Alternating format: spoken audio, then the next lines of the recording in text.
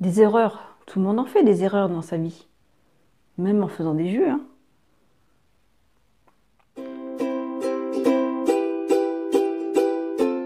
Bonjour mes chers NutriConscients et bienvenue sur la chaîne Les Kiffs de Sandra où je vais vous parler aujourd'hui des 7 erreurs les plus communes que l'on fait avec les jus ou avec son extracteur de jus. Et si je vous en parle, c'est tout simplement pour mettre de la conscience dessus et pour pouvoir tout simplement rectifier le tir. Alors la première erreur la plus commune, ça va être de faire réaliser ces jus avec des légumes et fruits non bio. Voilà, je sais peut-être que je vais me faire taper sur les doigts pour différentes raisons que je peux comprendre, mais n'oubliez pas que les légumes non bio sont pleins de pesticides, fongicides, voire insecticides et sont beaucoup moins dotés de nutriments que les autres légumes. Alors tout simplement, maintenant il y a des petits magasins bio partout, des petits marchés, des producteurs locaux qui vendent directement sur place, des AMAP, des paniers que vous pourrez recevoir chaque semaine chez vous avec des fruits et des légumes de saison. Donc surtout, faites attention à ce que vous mettez dans votre extracteur de jus. C'est super important de ne pas avoir l'effet inverse de ce qu'on voudrait et de s'apporter des poisons supplémentaires. La deuxième erreur, c'est de boire trop de jus. Ouais, trop de jus. Je connais des personnes qui se sont mis au jus, qui me disent « Ouais Sandra, je bois des litres de jus par jour, je bois 1 litre de jus par jour. » C'est trop, je leur dis c'est trop. C'est beaucoup trop. Un verre de jus de légumes par jour suffit amplement pour avoir les apports essentiels, en plus de notre alimentation classique. De la cuisine classique avec des fibres, évidemment, n'oublions pas de manger nos légumes comme ça avec des fibres. Donc déjà si vous faites 2-3 jus par semaine, c'est déjà très bien, mais si vous en prenez tous les jours, eh bien un verre suffit amplement.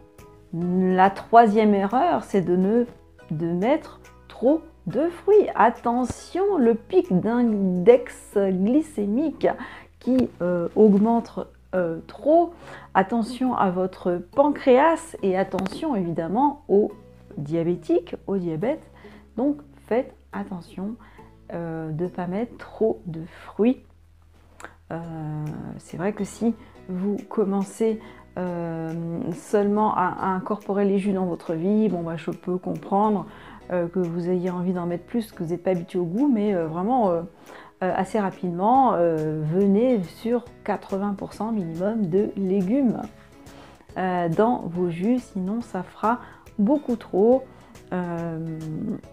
Les fruits vous apporteront moins de sucre si vous les mangez comme ça que si vous les faites en jus, donc attention à ces petits pièges.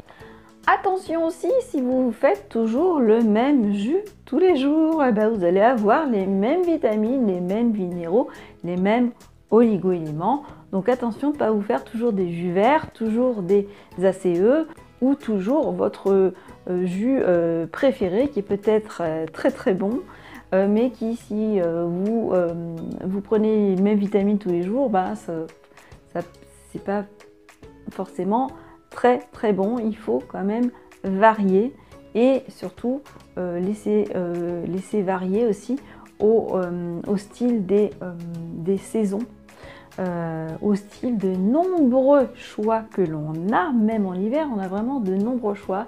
Vous pouvez quasiment tout vous faire en jus, à part les pommes de terre que je ne me fais pas en jus. Vous pouvez même faire de l'ail en jus. Bon, c'est pas... J'ai déjà essayé l'ail, j'avoue que je préfère manger de l'ail dans la salade qu'en jus, hein. Mais vous pouvez aussi, comment ça s'appelle, les asperges, les patates douces, vous pouvez vous faire des jus avec tout ça, avec de l'oignon, le chou. Bon, après vous aurez vos jus préférés, mais voilà, changez quand même, changez. Mais voilà, varier. La cinquième erreur, c'est un de mes défauts, mais que je fais du coup, je prends conscience quand je bois un jus, c'est de ralentir, ne pas boire son jus trop vite. On met du temps, on met un temps fou à faire un jus, à éplucher les légumes, à les laver, à les éplucher ou pas les éplucher, peu importe, mais en tout cas, il y a un temps de préparation. Il y a un temps de lavage de son extracteur de jus. Tout ça, ça prend du temps et on boit le jus à 30 secondes. Non. Déjà, on incorpore les vitamines trop vite dans notre corps et du coup, il y a pas forcément une très bonne assimilation. Il vaut mieux y aller progressivement et le corps va incorporer ces vitamines progressivement. Et en plus, voilà, on fait durer un peu quand même le plaisir. La sixième erreur, c'est de faire ces jus avec une centrifugeuse. Et oui, une centrifugeuse n'est pas un extracteur de jus. Une centrifugeuse, c'est bien pour commencer, pour dépanner, mais vite aller quand même vers un extracteur de jus, car la centrifugeuse a quand même un petit challenge, c'est-à-dire que ça va, le fait de tourner très rapidement, ça va quand même avoir un effet échauffant et ça va échauffer nos nutriments et ça va faire diminuer les nutriments et c'est bien dommage. Donc faites vraiment vos jus avec un extracteur de jus, vous aurez plus de vitamines.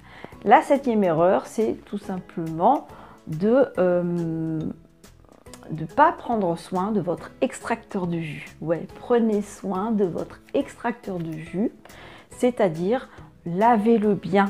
N'attendez pas pour le laver que les légumes et les fruits sèchent contre la grille, parce que déjà ça sera beaucoup moins efficace.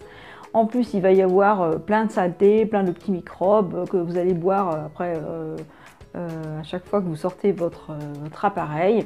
Et en plus, si vous le nettoyez mal ou si vous le nettoyez peu ou pas, il ne va pas faire long feu. Moi, j'ai un extracteur de jus que j'ai acheté il y a presque 5 ans à moins de 80 €. Donc, c'est pas du tout un extracteur de jus de grande qualité, mais il est propre.